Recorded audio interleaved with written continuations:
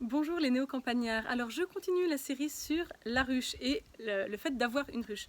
Alors aujourd'hui on va parler plus spécialement de la production. Je vous en ai touché deux mots déjà dans des petites vidéos précédentes mais sans rentrer dans le détail. Là on va aller un petit peu plus en détail. Alors la production principale évidemment c'est le miel. Alors dans la théorie une ruche peut produire entre 10 et 30-35 kg de miel. Bon en pratique moi j'ai jamais réussi à en avoir autant pour être tout à fait sincère. Mais bon... si vous en avez ne serait-ce que 10 kg par ruche, et bien mine de rien, ça vous fait quand même une sacrée réserve. Alors le miel dépend au niveau de son goût, de sa texture, de ce que les abeilles auront butiné. Donc si vos abeilles butinent principalement du colza, si vous avez des cultures de colza à côté de chez vous, bon j'ose espérer d'ailleurs que c'est pas en OGM, enfin ça c'est encore un autre sujet. Si vous avez beaucoup de colza, le miel sera assez compact, assez cristallisé. Parce que le colza est naturellement, donne naturellement un miel assez cristallisé. Si vos abeilles butinent au contraire de l'acacia donne un miel très liquide. Donc voilà, la texture de votre miel va dépendre de ce qui aura été butiné, sachant que, c'est quand même intéressant de le savoir, avec le temps, le miel a tendance à cristalliser de toute façon. Donc même un miel d'acacia, à terme, finira par être cristallisé, mais au moment de la récolte, en tout cas, il est extrêmement liquide.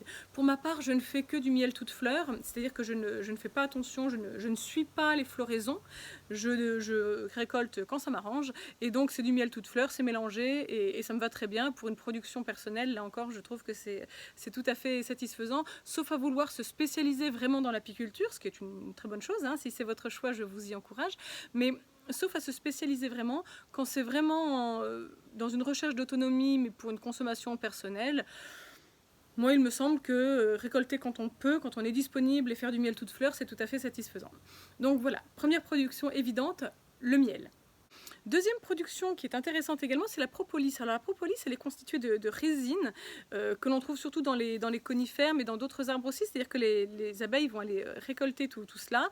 C'est mélangé à de la cire, à leur sécrétion aussi. Et elles s'en servent, en fait, c'est leur ciment quelque part. Elles s'en servent pour colmater les trous dans la ruche. Elles s'en servent pour l'isoler complètement, en hiver notamment, entre le corps de ruche et la hausse. Enfin, la hausse, non, il n'y a pas de hausse en hiver, pardon, mais entre le corps de ruche et le cadre, le couvre-cadre, elle met de la propolis, elle cimente tout ça. Donc voilà, pour les abeilles, c'est une sorte de ciment. Pour nous, en voie interne, ça a aussi des bienfaits. Alors je voudrais pas tomber dans de la pharmacie non autorisée, là je sais plus comment ça s'appelle, ça porte un nom. Voilà, disons que par voie interne, il y a aussi plein de bienfaits. On en reparlera aussi, mais c'est vraiment intéressant. Alors la propolis, pour la récupérer, c'est assez amusant parce qu'en fait, il existe des grilles à propolis que l'on place dans la ruche, au-dessus de la ruche. Et comme ça, il y a des tout petits trous, les abeilles n'aiment pas, elles vont vouloir les colmater. Donc elles vont mettre beaucoup de propolis, elles vont tout calfeutrer. Et une fois qu'elles auront tout calfeutré, on récupère la grille. Alors la propolis a cette particularité d'être extrêmement souple quand elle est chaude. Quand je dis chaude, c'est-à-dire que vous savez que dans la ruche il fait chaud quand même, hein. Donc quand on récupère la propolis d'un chaude, elle a un côté un peu chewing-gum, vous savez, un peu caoutchouc comme ça. Donc la propolis est voilà, très, très souple, très collante quand elle est chaude, alors qu'à l'inverse, quand elle est froide, elle est extrêmement cassante. Donc quand on récupère la grille, le plus simple c'est de la placer au congélateur, de façon à la faire refroidir. Et une fois qu'elle est refroidie, rien qu'en bougeant la grille, on casse en fait la propolis qui saute en petits morceaux et on la récupère comme ça. Donc ça c'est vraiment à la portée de n'importe quel apiculteur amateur. Récupérer la propolis, il n'y a pas besoin d'être professionnel pour ça. Vous pouvez le faire, et là encore, si vous êtes dans une recherche d'autonomie, notamment de soins, on s'en sert aussi pour la cosmétique, hein, de la propolis. Donc voilà, si vous êtes dans une démarche de fabriquer vos cosmétiques ou des choses comme ça, bon, c'est pas mon domaine pour le coup, mais n'hésitez pas d'ailleurs si vous avez des retours à faire, une fois que vous êtes abonné à la chaîne, vous mettez vos petits commentaires, si vous en savez davantage sur la cosmétique à base de propolis, moi ça m'intéresse. Donc voilà, la propolis, on la récupère et on l'utilise en tant qu'apiculteur amateur, on peut le faire sans souci. Une autre production de la ruche, c'est évidemment le pollen. Alors le pollen, les Égyptiens, je crois, s'en servaient déjà dans l'Égypte ancienne, donc il est énergisant, il renforce le système immunitaire. Ce qu'il faut quand même préciser pour le pollen, c'est qu'il n'est pas du tout fabriqué par les abeilles en fait. On dit une production de la ruche, en réalité, c'est grâce aux abeilles que nous pouvons le récolter, mais il est bien produit par les fleurs, pas du tout par les abeilles. Mais voilà, ce sont les abeilles qui vont le récolter et qui le ramènent dans la ruche. Donc si vous voulez récolter le pollen, en fait, comme elles le transportent sur leurs pattes, ce qu'on fait, c'est qu'à l'entrée de la ruche, on pose une trappe à pollen, ce qu'on appelle une trappe à pollen. Donc c'est voilà, c'est étudié, il y a des emplacements qui obligent l'abeille à passer par là pour rentrer dans la ruche. Et c'est tellement étroit qu'elle perd son chargement. Et on récupère le pollen dans la trappe qui est juste en dessous. Alors évidemment, on ne peut pas le faire sur une grande période, hein, puisqu'elles en ont besoin. Et quand on prend le pollen, on les prive du pollen. Donc voilà, faut bien planifier son coup. Un matin, un soir, vous allez installer la trappe à pollen, vous la laissez le lendemain, la journée, et le soir, de nouveau, au bout de 24 heures, donc vous retirez la trappe à pollen, vous récupérez votre pollen, et ensuite vous laissez les abeilles tranquillement continuer leur petite, voilà, leur marché, puisqu'elles en ont besoin, elles aussi, pour nourrir les larves, pour se nourrir elles-mêmes, etc. Donc voilà, le miel, pas de problème. La propolis, en tant qu'amateur, vous pouvez le faire aussi. Le pollen, là encore, ça se fait sans aucune connaissance en apiculture particulière. Il faut savoir manipuler la trappe à pollen, mais c'est vraiment, vraiment accessible.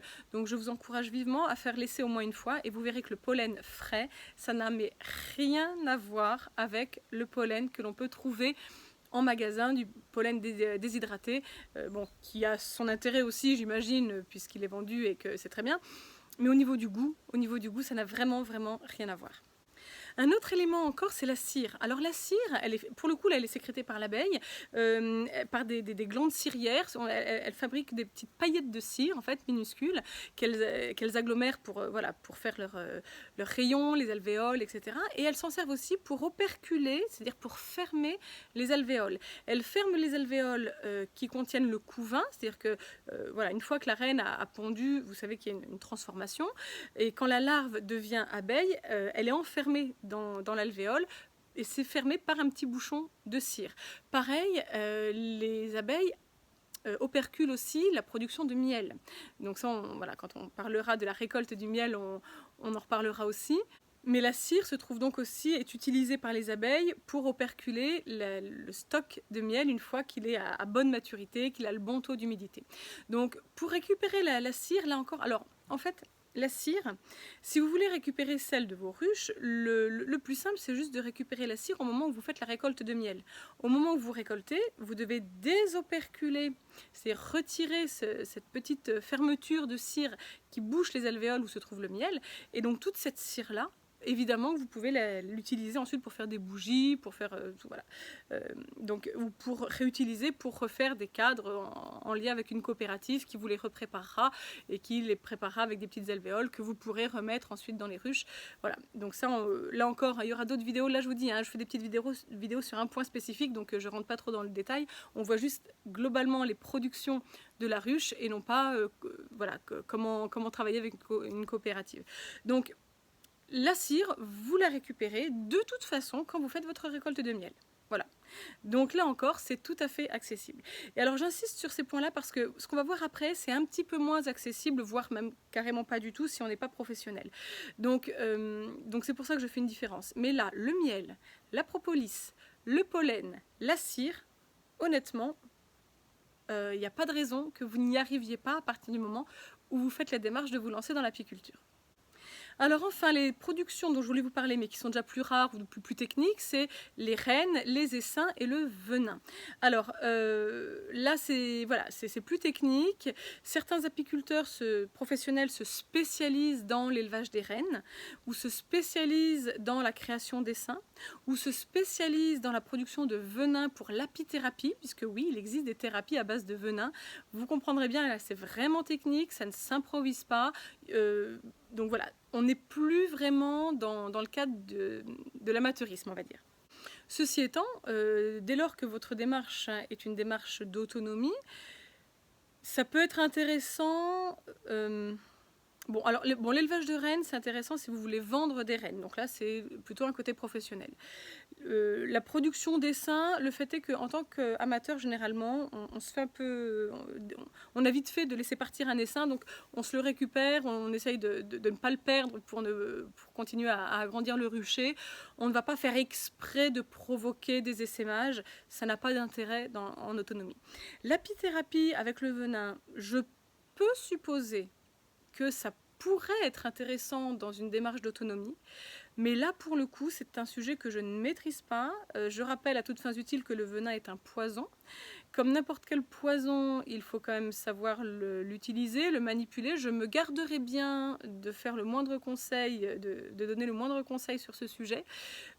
Disons que si c'est quelque chose qui vous intéresse, je vous encourage fortement à vous former là-dessus spécifiquement, parce que déjà pour récupérer le venin, c'est extrêmement technique, c'est-à-dire que le venin, l'abeille l'injecte quand elle pique avec, quand elle pique avec son dard. Mais l'abeille meurt quand elle pique, parce que le dard, il a des petites écailles, si vous voulez, qui fait que une fois qu'elle a piqué, si elle veut le retirer, en fait, il est retenu par la peau, si elle a piqué un être humain, et donc du coup, ça lui arrache l'abdomen. Vous savez, c'est un petit peu comme les chevilles qu'on enfonce dans le mur pour faire tenir une vis. Voilà, il y a des petits crans comme ça. Donc évidemment que l'apiculteur qui veut récupérer du venin n'a aucun intérêt à ce que ses abeilles meurent, loin de là, hein, c'est pas du tout comme ça que ça fonctionne. Et donc, je sais que les apiculteurs qui se spécialisent dans la récolte de venin utilisent un système de plaques de verre pour que l'abeille s'énerve sur la plaque de verre, et comme la plaque de verre en fait ne permet pas la pénétration du dard, l'abeille ne meurt pas, elle ne perd pas son dard, mais par contre elle éjecte son venin et donc c'est récupéré comme ça. Je n'en sais pas plus, ce n'est pas mon domaine, je ne le fais pas, mais déjà c'est très technique pour récupérer le venin d'une part, et d'autre part, même une fois qu'on a récupéré du venin, l'utilisation du venin, je rappelle que c'est un poison, voilà. Donc même s'il y a une apithérapie qui existe, ne faites pas n'importe quoi. Ça demande, je pense, un petit peu de spécialisation quand même et de connaissances techniques à acquérir avant de se lancer dans ce genre de choses. Mais je dois admettre que dans une démarche d'autonomie, selon l'usage que l'on peut faire de l'apithérapie, ça peut être intéressant. Là encore, si vous en savez davantage, moi ça m'intéresse. Donc vous vous abonnez à la chaîne, vous laissez votre petit commentaire sur l'apithérapie si vous connaissez, et on échangera là-dessus, ce sera très intéressant.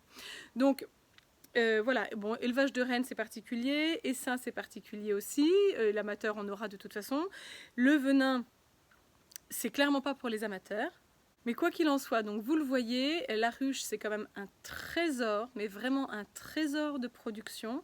Donc rien qu'en étant amateur déjà, vous verrez que vous arriverez à obtenir énormément de choses grâce à votre ruche. Donc ne vous en privez pas, ce n'est pas excessivement difficile. Je continue ma petite série sur le fait d'avoir une ruche, comme ça mis bout à bout vous finirez par en savoir déjà pas mal. Les bénéfices à avoir des abeilles sont quand même immenses, ce serait dommage de vous en priver. Donc voilà, si vous avez une question en particulier, regardez mes vidéos qui parlent d'un aspect précis. Et puis sinon, attendez la vidéo globale qui va bientôt sortir, où là, vous aurez une vue d'ensemble sur le fait d'avoir une ruche. Une fois qu'on a dit ça, ce n'est pas fini. On se retrouve évidemment dans la vidéo suivante, toujours sur les ruches, si c'est ça qui vous intéresse. À tout de suite.